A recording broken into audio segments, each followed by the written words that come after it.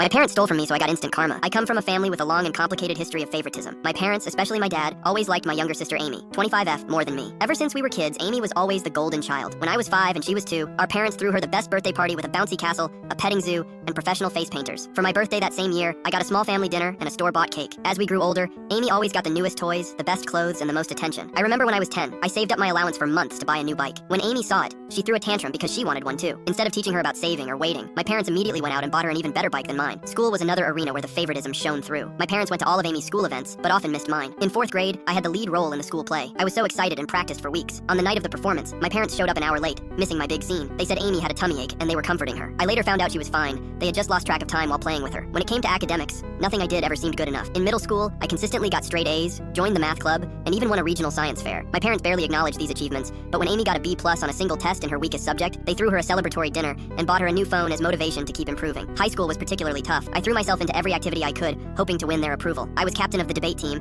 editor of the school newspaper, and maintained a 4.0 GPA. Meanwhile, Amy coasted through school, barely maintaining a C average and spending most of her time partying with friends. During my junior year, I was selected as one of 2 students from our school to attend a prestigious summer program at Harvard. It was a huge honor, and I was thrilled. When I shared the news at dinner, my dad grunted and changed the subject to Amy's upcoming dance recital. My mom at least said that's nice, but quickly moved on. The night of Amy's recital, which fell on the same day I was leaving for Harvard, my parents couldn't drive me to the airport because they didn't want to miss Amy's performance. I had to ask a friend's parents for a ride. The college application process was another painful experience. I spent months perfecting my essays, participating in extracurriculars, and studying for the SATs. I was accepted into several top-tier universities and received a substantial scholarship to my dream school. When I announced this at dinner, my parents' response was lukewarm at best. My dad said, "That's good, but don't let it go to your head. College isn't everything." My mom added, "Just don't forget about us when you're off becoming a big shot." In contrast, when Amy barely graduated high school and decided not to go to college, my parents were completely supportive. They praised her for knowing herself and not conforming to societal pressures. Cheers. They even bought her a car as a graduation present, something they never did for me. This constant favoritism took a heavy toll on me emotionally. I struggled with depression and anxiety throughout my teens and early 20s. I started seeing a therapist in college, which helped me understand that my parents' behavior wasn't my fault. It took years of work to build my self-esteem and learn to validate myself instead of seeking approval from my parents. Despite the lack of support from my immediate family, I managed to build a good life for myself. I graduated college with honors, secured a good job in finance, and even bought my own house by 27. I'm proud of what I've achieved, even if my parents aren't. Now here's where the current drama starts. My grandfather on my dad's side passed away recently. He was a successful businessman who built a fortune from scratch, and he left behind a significant estate. In his will, he divided his assets equally among his children, my dad and his siblings, and grandchildren, me, Amy, and our cousins. My share of the inheritance was substantial, about $500,000. It would have allowed me to pay off my student loans, invest in my future, and maybe even start my own business someday. I was grateful for this unexpected windfall and the opportunities it could provide. However, when the will was read, my parents were visibly upset. They pulled me aside afterward and told me they thought it was unfair that I got an equal share. They said Amy needed the money more because she was struggling. She works part-time at a coffee shop and lives in our parents' basement. I was shocked but tried to stay calm. I explained that this was Grandpa's decision, and it wasn't up to them to change it. They insisted that I should do the right thing and give my share to Amy. When I refused, they got angry and started guilt-tripping me, saying I was selfish and ungrateful. My dad brought up every instance he could think of where they had supported me,